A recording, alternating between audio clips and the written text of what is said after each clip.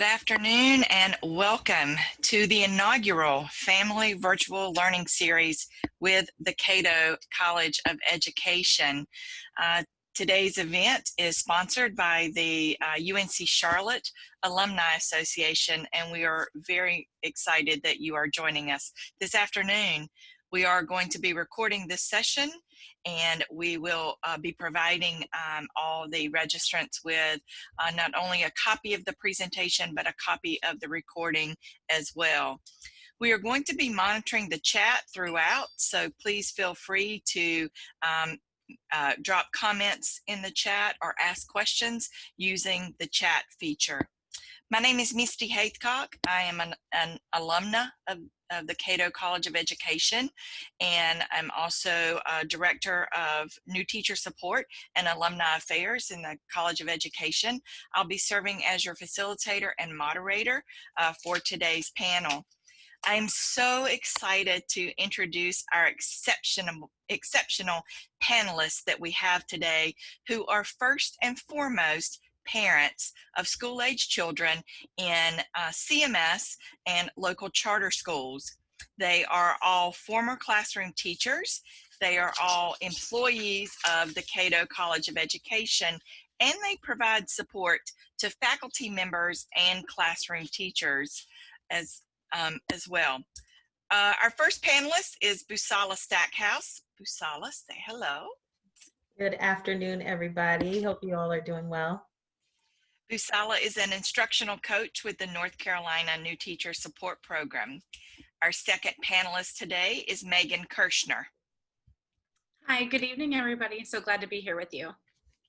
Maghan is an alumna of the College of Education and is lead instructional coach with the North Carolina New Teacher Support Program.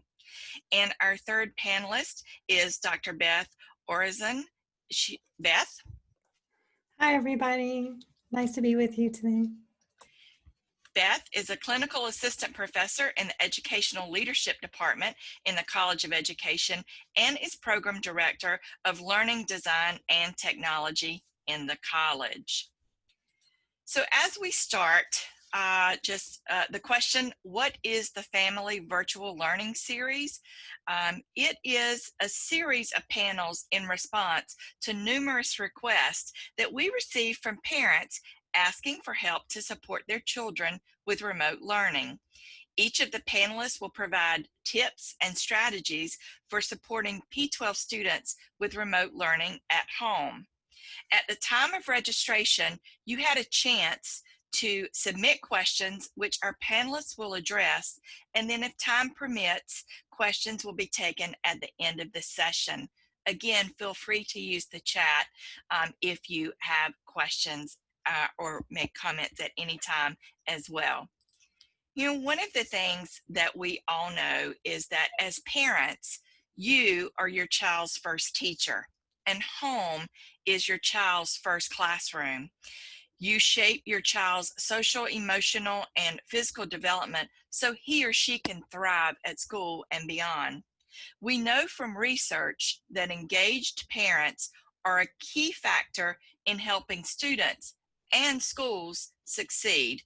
A partnership between parents and schools ensures student achievement, and as parents, that's what we all want for our children. I'm reminded of the African proverb, "It takes a village to raise a child," an entire community of people who interact with children for those children to experience and grow in a safe and healthy environment. The Cato College of Education at UNC Charlotte is part of that village. Topics that will be addressed today by our panelists, and they will present in this order. Busola Stackhouse will be talking about setting up for success, followed by Maghan Kirschner talking about cultivating emotional well-being, and followed by Beth talking about managing technology. So I'm going to turn it over now to our first panelist, Busola Stackhouse. Busola? All right. I will start off by talking about setting up for success. And this might be a review for some of you all, or a reminder or refresher, as school has been in session for about a month now. And then we're getting ready. Some of you all are getting ready for this transition of re-entering back in school. But there are lots of different models, a hybrid model, or all virtual, or all in person. So today I just want to focus first on just learning space essentials. Our homes have been transformed into classrooms now. So something that this time last year we wouldn't have even imagined happening. So I do have a child, a daughter, she's pre-K. So for me, this was my child's first experience with school. And as a school teacher, I always thought about the classroom is separate, the home. She might need a little corner to work, but not transforming my home into a classroom. So these are some 5 key things that I thought about when I was setting up her learning space. And it comes with the acronym PLACE. So the P is for having a place for materials. Just as in the classroom as a teacher, I thought about, where am I going to put certain things? Where are pencils going to go? Paper, notebooks, and that's where what children need to know too. So thinking about your home space, where is the place for materials that your kids can easily access and that you can get to without having to disrupt a lot of things? So when you're thinking about a place for things, including where can they see their schedule? Where can they go to get extra materials? Making sure that that place is the best and ideal space for them. It might not look like it would in the classroom, but just giving them a consistent space, instead of on the couch one day, at the table another, in the bed in another place. We want to strive for consistency for students. So the L is for limit distractions. We know human nature says if we are sitting in front of the TV, whether it's on or off, that is a distraction. If it's off, you want to turn it on. If it's on, your eyes kind of wander there. So think about where in your home would be the best place that has the least distractions for your child, and knowing your child too. Everybody's distractibility level is different. And you want to make sure that headphones are a great tool to use if there's a lot of background noise that can help your child focus at home. And also just thinking about body position. So if they are sitting in a comfortable seat where they can sit up and not slouch, thinking about back support, those are all ways to limit distractions. So a quick story with my daughter, we started her off in the kitchen thinking that was a distractible free zone. And the table she was at was a movable table. And of course, kids rock back and forth, they slouch, they move. So after doing some reflecting, we moved her to the a heavier dining room table where she couldn't move and manipulate. And since then, she was able to focus. And I'm going to show you some pictures in a little bit, but those trifold boards are a great way to limit distractions as well. So getting your child involved in helping create one is nice. And so with my daughter, that's her wall where she focuses on her school in there. It's kind of like her school zone. The A in place is for add students' interest. This is where learning can come alive. Just like a classroom teacher, we want to involve our kids and their interest into the classroom because it's a shared space. You want to do the same for your child at home. So if your child loves a certain basketball player, I'm sure if you Googled on Amazon, goal setting posters with that certain basketball player, there's lots of great things out there to motivate them. So you want to create that space that has things that interest them, that they're bright and colorful, just so that that could be an extra motivation or an extra push for them. C is for comfortable. You want to make sure it is a comfortable place. A lot of our children are sitting in front of technology all day long. So if you're not sitting in a comfortable place, then you tend to lose focus, you disengage, and it's no fun. So make sure that includes the temperature of the room, that includes seating, anything else that will help your child be comfortable, even breaks during the time to walk around, to move around. No one wants to be sitting in the same spot all day. It's not good for us either. And the last letter is E for place, easily accessible. as parents, we still have to monitor whether our child is 4 or whether our child is 18. We still want to be able to monitor our child and give them the space that they need in order to be successful and to learn. So you want it to be in a place where you can quickly pop in and pop out and then go back and do your work, or even in a place where you're in eyes view, depending on the age of your child. So that's the PLACE acronym, just to be able to think about how you're setting up your learning space. So on this next slide, there's some pictures with some examples of some places that were redesigned at the home. So if you'll see, 2 of them have the trifold board, and those parents have a section there for their schedule. It's organized, their material spaces, even at a desk there are drawers there. If you notice on the bottom corner where it says Caden's reading or remote learning space there, he has those posters there. His mom, and this is a friend of mine, his mom found those posters that encouraged him to justify his thinking, model his work, and all of those things using the superheroes that he loves. So that's a motivating space for him.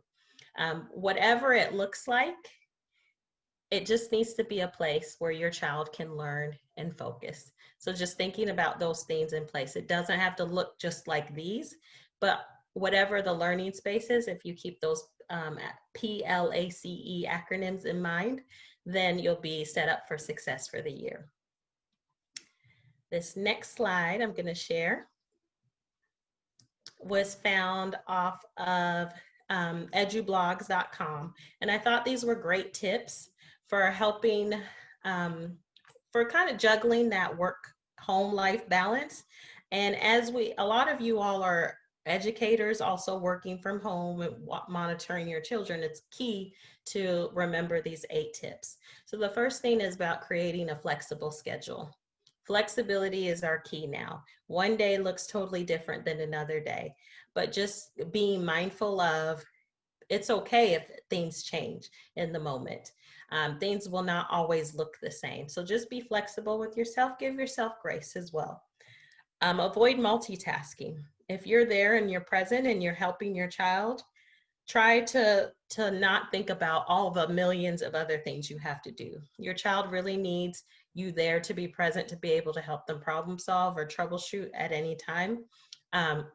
So just try to avoid multitasking. I'm guilty of it. We're trying to do a million things at once, but it ends up being that we're not doing anything great.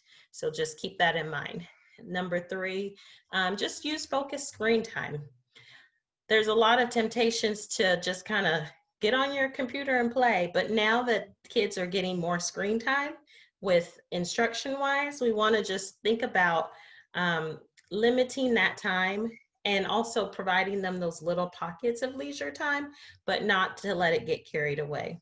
If you set aside fun activities for when you need it, so if you're about to go into a real urgent meeting, that would be a time to really get your kids engaged in something else so they could be focused on something else while you're working. But if you let them do all those things all the time, then when you're working, then you don't have something else to pull out of your hat of tricks there. If you have a partner at home or family support, tag team. Like Misty said earlier, it does take a village. We all have to help each other. Just think about how you can manage and juggle the best way you can, and don't be afraid to ask for help. Being creative with your work hours. So my daughter, she does pre-K in the morning, so I have to work around that schedule. So thinking about what has to be at certain pockets of time and what can be flexible to move to other times. So just think outside the box. This is our time to stretch ourselves and to grow. Just enforce those boundaries and expectations for your child. True, they are in the virtual classroom, but it is still your home. What do you expect out of them? And hold them accountable for that. Feel free to talk to the teacher too, so that you two are on the same page about expectations for the learning environment at home. And last but not least is prioritize and use your time wisely. We can't get to everything on our to-do list in one day, even though we'd love to. I'd love to, but I really had to force myself what are the few things I have to do today and what can be pushed aside to another day. So really working on prioritizing will help you with that juggle.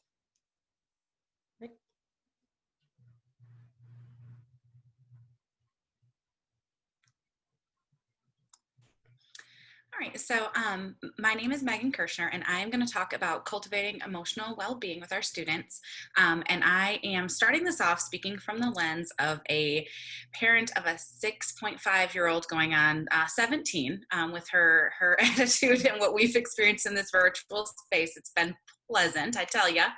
But one of the things that she really struggled with and that impacted her belief in what she could do in school was not knowing her schedule. She really thrived in the classroom when she had an ordered schedule where she could see what was coming next and she understood exactly what was happening. And so what we were given from the school was a blank page that said like, Zoom link here, asynchronous time here, Zoom link here, asynchronous time. And so the first slide that you see is kind of an example that I found in a way to break it up for kids so that we can make the unknown a little bit more predictable for them and give them that sense of consistency so they know what to expect throughout their day. And the part of it that I like the most is that I'm going to talk about a little bit more, but in that 11 o'clock range, kind of halfway through the day, there's a built-in movement break that the parent put in because they knew it was important for the kid to break up their daily schedule, to get out of their seat, to go outside, to breathe fresh air, to go for a walk, to do whatever it was that related back to mindfulness. And that's something I'll talk about in just a minute too. But I think it's really important, especially for our littles, to be able to create and replicate as much as we can what they saw in the classroom. And that visual schedule for my daughter was something that she, when we would go visit, she would go point and say, this is where we are in the day. And it was like, okay. So I knew I needed to do that for her at home because that was important for her to be able to focus on whatever it is she needed to do for the day. So the next slide shows you just what I shared. I'm also might be a little bit of a micromanager parent, what I shared with my husband, because he's also been helping with distance learning. And so if you see, like the first block of time was her Zoom link literacy time. And then they just gave us a half hour of asynchronous time, and they gave us this very robust choice board that we could use. And she had to complete certain assignments each day, but it was overwhelming for me as a parent to see what she had to do for literacy, for math, for science, for social studies, and not have a real structure for that. And so what I did was added in the time breaks in between and focused it on what was the Zoom lesson she had and what assignments correspond with that lesson that she learned from her teacher. And then we did the same thing with math. So she had her math Zoom lesson, we gave her a little bit of a break, she does whatever, and then she comes back and she also has that follow-up math choice board time. And then the afternoon was science and social studies for her. I know we had some questions about like how to help organize and navigate Canvas for a high school student, because Canvas can be very intimidating. And I would say, I don't know if that parent is on the call right now or if you want to drop anything in the chat, but for me, if I was a student looking at Canvas, it's overwhelming, and I would need to break down almost into like a day by day what my checklist needs to be, whether that's a Google Doc, whether it's written on paper, doesn't matter, but really taking what is in Canvas and putting it into something manageable for your high schooler. And a checklist might help solve some of those problems so that they can help self-regulate what needs to be done, what are things that can be pushed off a little bit, so that they're getting everything handed in and submitted by the end of the week. The next slide is going to talk a little bit about mindfulness. And so mindfulness is one of the most common buzzwords that we hear in education today. Parents hear, caregivers hear, anybody who steps into the school building really hears about being in a mindful place. And oftentimes we associate mindfulness with meditation.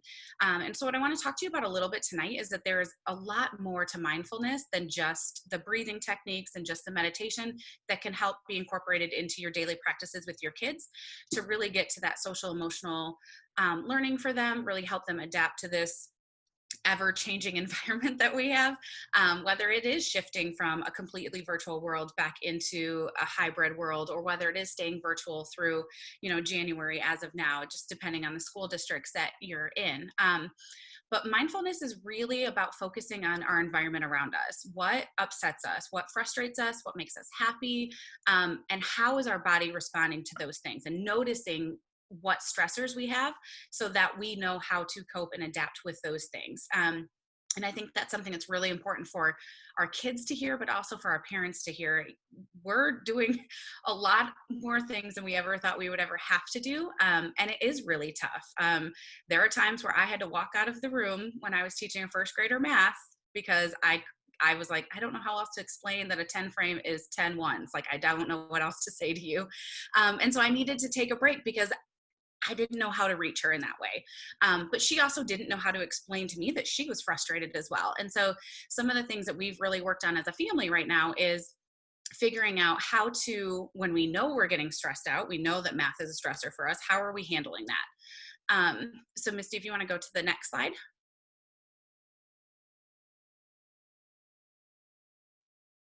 So there's a couple of different ways to incorporate mindfulness into daily practice that are simple, very easy lifts for families to do, for caregivers to do. And the first two do talk about meditation, doing those mindful practices. When Kaylee goes into a math lesson, we have to take a couple deep breaths because she's going to get frustrated. I can see it. And so we try to ground ourselves in what we do well, what we focus on, take a deep breath. We're going to do this. And if we're confused or if we don't know the answer, that's okay. But those deep breaths help clear her mind so that she can go into that lesson and she can have a successful Zoom class. And then we can also take another mindful break if we need to, leading into the second one, which is some yoga practices that we've been doing. If you have elementary school kids at home, Cosmic Kids Yoga is awesome. They have a variety of different resources that you can do, but some of them tag on to like Disney movies. And so the kids really get engaged into the yoga practice, the deep breathing, the stretching, and they don't realize the impact that they're having on their body and that they're calming down from a stressful situation, or they're just kind of relaxing, but they're enjoying it because it's Frozen movie or it's Trolls or something that they can connect to. The other piece that I would talk about is the importance of journaling. With the littles, it could be that they are just writing in and drawing pictures of what went well in their day and what struggles they had. For our bigger kids, it could be a journal where they write and it's just like a brain dump for them, and they keep that completely separate from you. They're able to get out their frustrations, they're able to, lay it all on the table and then move on to the next day. It could also be a journal that goes back and forth between the two of you as a family and student or child unit. So they write and you write back to them. And that's really helpful for some of our kids who struggle to articulate verbally what they're frustrated in, or even what went well in their day. They could just say, oh, everything was fine, but they can write about it to you. And so that writing piece and opening that up is really helpful to help bridge the gap and help reach them when they're stressed, when they're frustrated, when they're dealing with the unknown, and we're also dealing with the unknown. The other thing that I would say, one of the biggest pieces that we have done as a family unit is doing a verbal check-in. And Kaylee has actually, my first grader, has navigated this for us at dinner time. It started off as a bedtime routine, but flopped to a dinner time. And she asks us every day, what's the rose of our day and what's the thorn? So it's the thing that went really well in our day, we're proud of. And then what is the thing that we kind of struggled with a little bit? And we get to share that out. And then we talk about different ways in which that thorn could be handled differently. So one of the things that she was frustrated with earlier this week was that her math materials were not where they were supposed to be. And so when her teacher said, get out your 10 frame, she couldn't find it. And she was really frustrated. And then she started to shut down. And so we talked about solutions for that. And okay, so now we know that when we go to math, we need to make sure your math box is right where you can grab it. You don't have to go into a drawer to find it. It's just really accessible for you. And she was really comfortable with that solution. So I let her share where her frustration was, but I also kind of navigated that conversation into a solution-oriented place so that she was able to move forward with that frustration and it not being so much as a negative thing as it being an opportunity for her. The next one is an Action for Happiness organization has a family calendar that you can do, and we love this. So it's a calendar for each month, and it gives you a task each day that you can do that helps build that relationship with your child. So one of the questions was, how do we build that social emotional connection with our kids being at home? I'm stressed, they're stressed, and I don't know if you're like me, I don't really want to be around her right now. So I need to find a positive piece. And so that calendar has been really great for us. It offers physical activities like, go for a 5-minute walk outside, think about a challenge in a different way. How can you look at it from, a positive perspective? There were different activities that you could do where it was color for 5 minutes. And those are things that you can incorporate into your daily schedule with your family that are super short, easy to do, or there are things that maybe you don't have time to do together, but you can promise to do during that day. So I promise that at the end of the day, we're going to check in and I'm going to show you what I colored for 5 minutes, or I'll send you a text message if you've got kids in high school. Hey, I had a 5-minute break at work and this is what I colored, and share that with them. But those are just some easy ways to build those connections and relationships, and not in a forced way, but just kind of in a fun way, and that are short and concise so that you can go on your merry way if you're also not in the getting along realm. And the last thing I would say is, your children better than anybody else does. You know what their triggers are. So in their daily schedule, if math or English or social studies is a stressor for them, then find ways to incorporate those mindful moments with them. Even if it's you're at work and they're at home, at 11 o'clock, they start their math class. I'm going to send them a text message at 10:55 and say, hey, have a great day in math. Those are the little things that help our kids build that resilience and build that joy back into school that has been taken away from them. The next slide just talks a little bit about like where to start with this, because if you go and Google mindful practices, it's overwhelming. The amount of resources, the amount of strategies, the amount of things that you can do with kids in the classroom, with kids at home, can be a lot. And so I put those 4 images up just as a way to remind you to set your intention. What do you want to get out of this for you? What do you want to get out of this for your family? And how are you going to move forward from that? And then the second one is simplicity. Don't pick 97 different things that you want to do. Start with something small. We started with the positive and negative of our day because that's where I wanted to shift her mindset in math. And I knew that was going to come up as the negative of her day every time. But I wanted to help her build that muscle capacity to say, you know what, today I didn't have a good day in math, but I can. And this is what I can do differently to make sure that happens. And so pick 1 or 2 things that you feel as a family meets your needs, and then move forward with that. The third one says private parking, designated spaces only. Designate a time. Find a time that fits with you and your family. If you have a bedtime routine, filling in and doing the positive and negative of your day at bedtime is super easy to do because you're already building it into a normal routine. Building it into a dinner conversation is very easy because that already happens for you.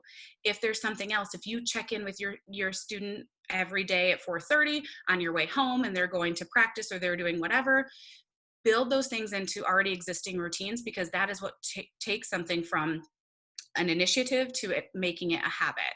And then the last thing is that consistency.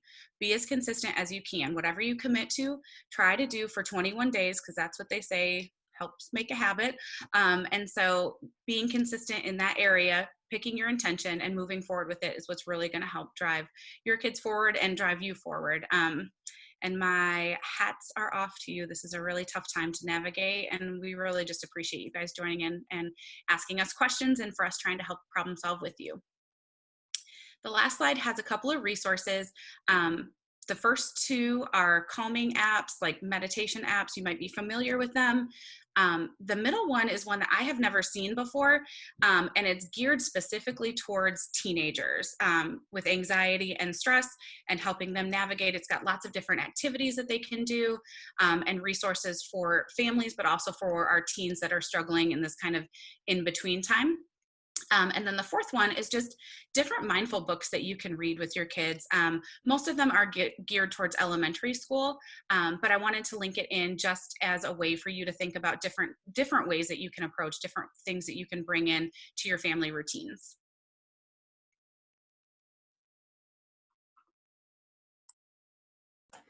I guess that leads to my turn. And before I get into the managing and the technology, I just want to echo some of the sentiments that my co-panelists have brought up.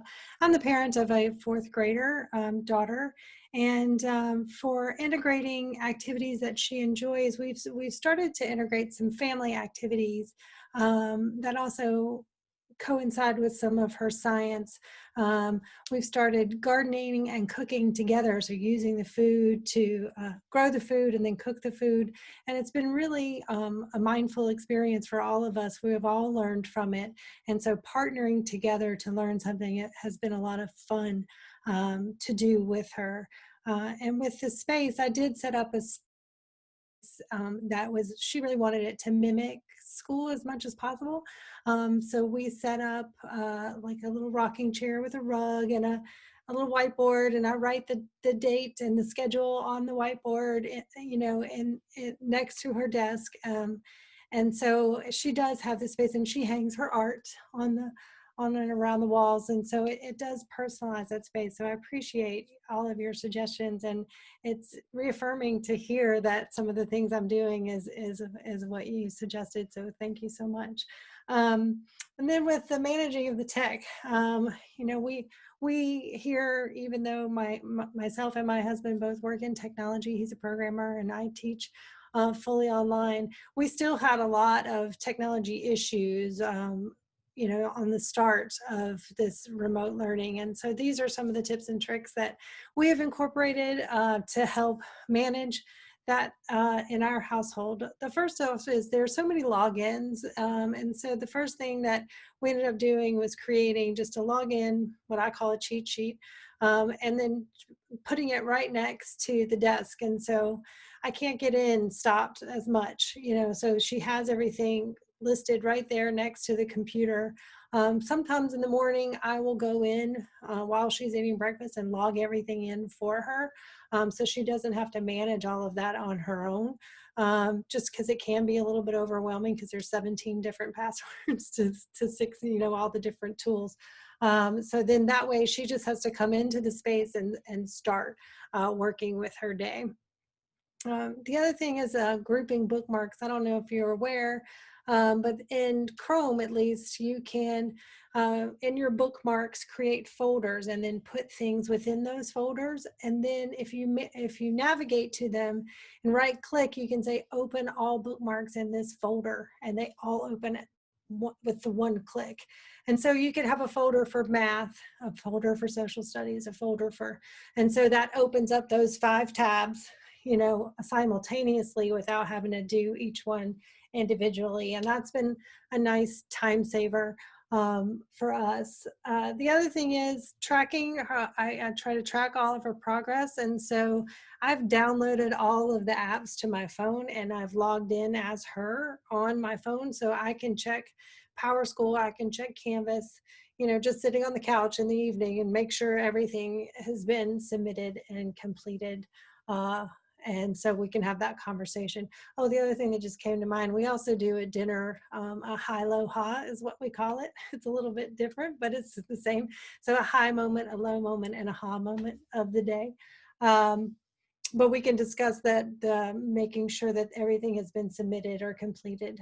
To minimize some of the screen time, I had issues with her and the fact that she didn't really, she's taken a little bit of typing at 4th grade, but typing is not a big skill that she understands how to do. And it was frustrating for her that she, you know, didn't know how to submit to an assignment in Canvas, and didn't know how to type a long paragraph on a Google Doc, even though she could open it. Typing it was taking her a long time, and it seemed to be taking away from the learning task. So what we decided to do was, okay, write it on paper, draw it on paper, do whatever you need to do on paper, and then I will either type it or we'll take a picture of it and submit it. And that I can also minimize that screen time that others have mentioned today. That so it just sort of eliminates the frustration with the technology for her. But I don't do it all the time because I still want her to learn and practice with typing, but I make it more of an intentional, you're learning and practicing with typing right now, instead of with a big assignment that she needs to submit. So they're not conjoined in frustration together. Multiple devices. This is something I set up on accident, but turns out it works out pretty well. I have the Zoom. I put the Zoom actually on our television. So the Zoom meeting is broadcast to the TV, and then she has her device that she works on separately. So she could see her classmates and see her teachers over here, but then she's working on a device so she can have Canvas and something open over here. And you could do that multiple ways with iPads or two laptops or two, a phone and a laptop if you wanted to, because you can even have Zoom or, a meeting on a phone. But having those two separated has been helpful, that she can see faces and do her work in separate ways. The other thing is multiple accounts. People mention the separation of school and home, and I think that also can exist electronically, right? So she has her school accounts, and then we've set up a personal Gmail. She has one of our old phones. She doesn't have a phone, but she has one of our old ones that's just connected to Wi-Fi, and that's a personal device. So she FaceTimes with Mimi, or she, watches Kids Bop Kids YouTube videos or whatever on that device, and that's a personal device that she's allowed to use. And then she has her school device. So they're and accounts. So they're separated, just like our personal and work accounts. So sort of teaching that skill early on with her. And then the next slide.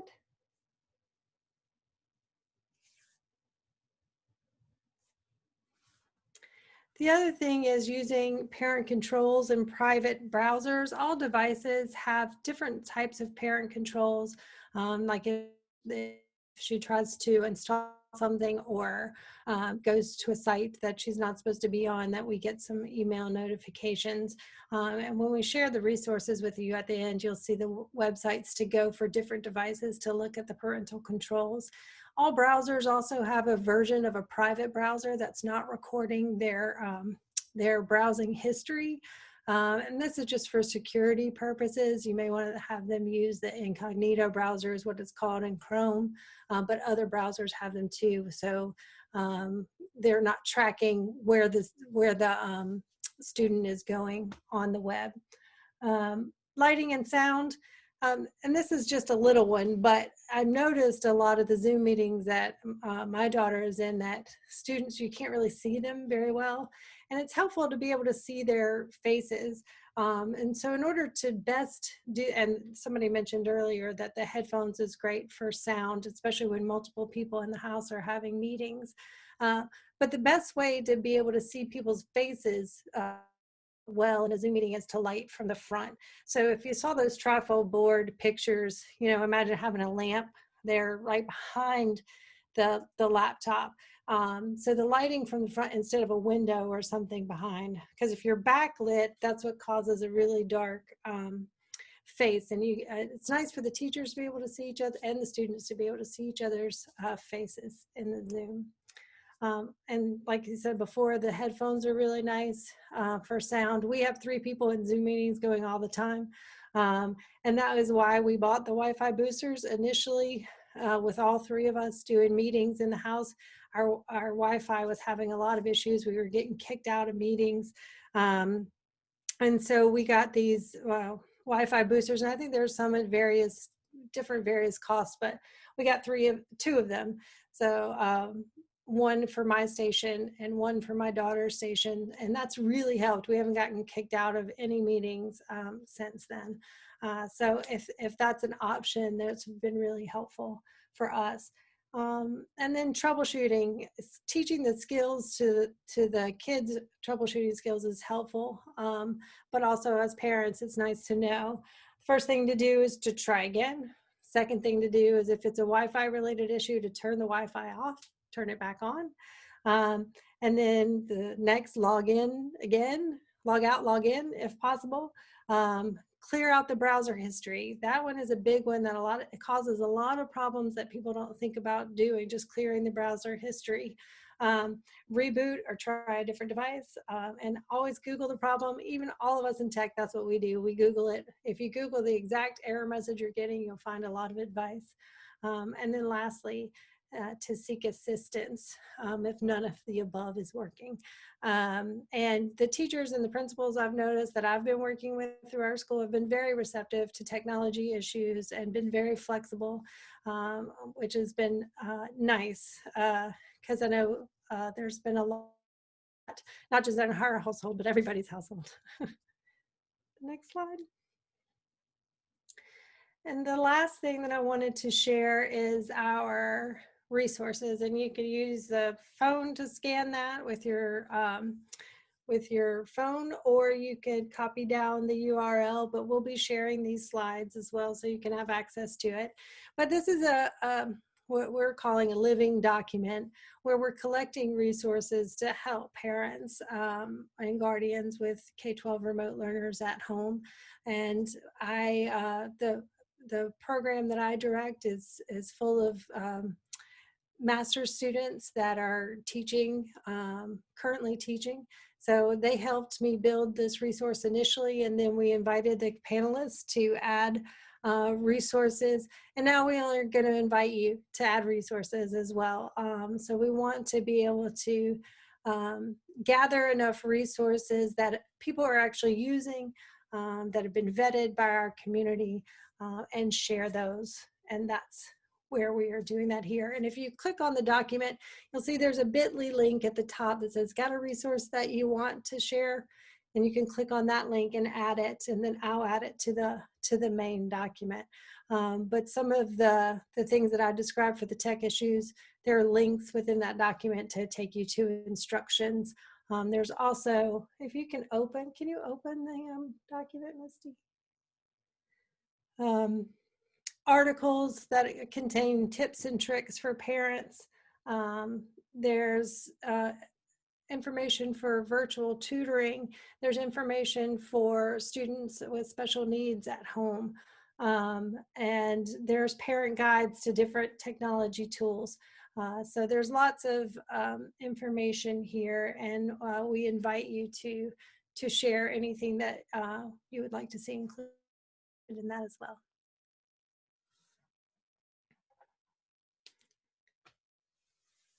Any questions?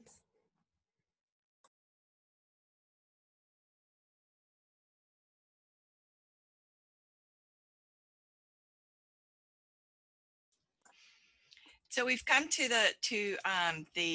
first of all, I want to thank our three panelists for sharing their expertise and their tips and their tricks, strategies, and oh my goodness, what an amazing resource that Beth and her students and all the panelists have put together.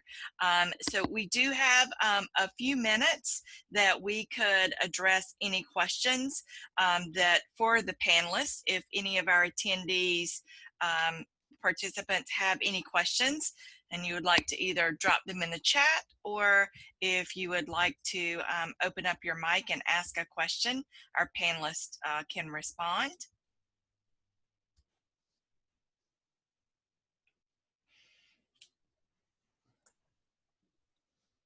See, we're getting a lot of notes of appreciation for our panelists.